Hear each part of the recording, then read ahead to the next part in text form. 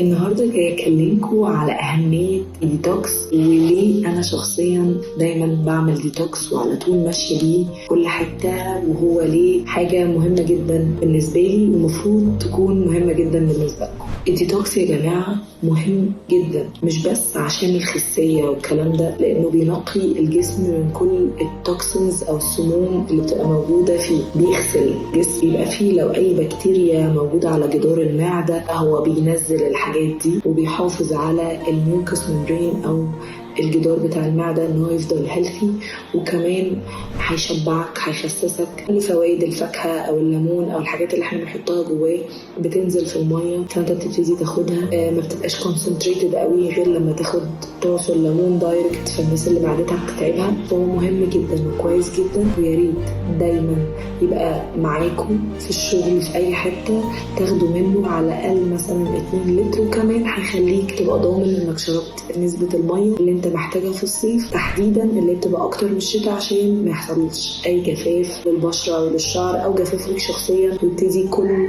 الاورجنز بتاعتك او الفانكشنز بتاعت جسمك تقل بسبب ان الصداع والدوخه والحاجات دي، الجفاف اللي بيحصل في الصيف. فيا ريت دايما نبقى ماشيين بالديتوكس، مهم جدا، بنعمله قبلها بيوم ونسيبه في الثلاجه وناخده معانا في الشغل. وشكرا.